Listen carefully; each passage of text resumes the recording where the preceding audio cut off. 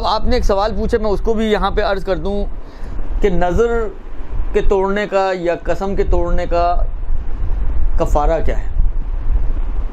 دیکھیں، آغا خوئی و سیستانی دونوں کے اعتبار سے نظر اور قسم کا ایک ہی جیسا کفارہ ہے. یہی دو زیادہ ہمارے مورد ابتلا ہیں اور پیش آتے ہیں. دونوں کا کفارہ ایک ہے، اور وہ یہ ہے کہ اگر کوئی شخص اپنی نظر کی اختیاری طور پر عالماً و عامداً جان بوجھ کر مخالفت کرتا ہے تو اس کا کفارہ یہ ہے کہ اسے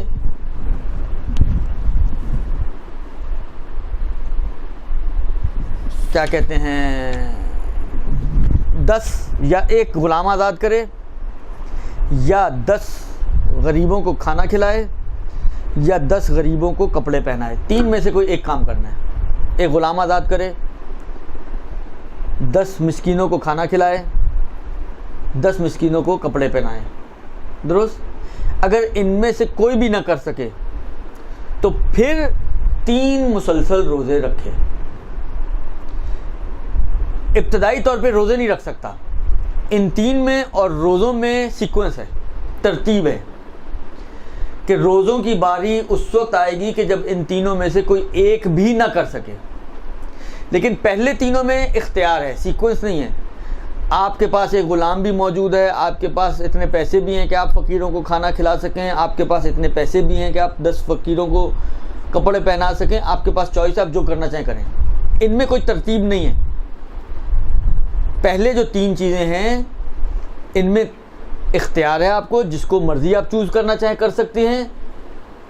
لیکن اگر یہ تینوں پاسبل نہ ہوں تو پھر ترتیب وار اس کے 3 روزے آتے ہیں مسلسل. کوئی ابتدائی طور پہ کنجوس آدمی، پیسے بھی ہیں سب کچھ ہے کہ میں روزے رکھ لیتا ہوں، پیسے میں نے نہیں خرچ کرنے، درست؟ تو وہ روزے ابتدائی طور پر نہیں رکھ سکتا. یہ روزے ان تینوں کے پاسبلٹی کے نہ ہونے کی صورت میں روزوں کی بات آئے گی کہ اگر یہ 3 چیزوں میں سے کوئی ایک بھی پاسبل نہ ہو تو پھر روزوں کی باری آئے گی. وہ اللہ اگر پاسبل ہیں تو پھر روزوں کی باری نہیں آئے گی. نظر و قسم دونوں کا کفارہ یہی ہے. مومن بھی ہوں اور آغا سیستانی کے حساب سے شرائط والے بھی ہونے چاہیے. بھلے. اور عہد کے اندر روزے کا کفارہ ہے.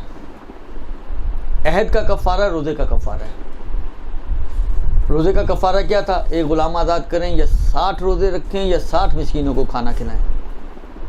عہد کا کفارہ وہی ہے جو عام طور پہ ہمارے یہاں اتنا رواج نہیں ہے عہد کا، اس لیے لمبے پٹیک سے بچ جاتے ہیں ہم لوگ.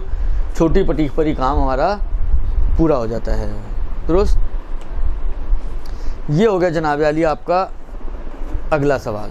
برحمتك يا أرحم الراحمين وصلى الله على محمد وآله الطاهرين.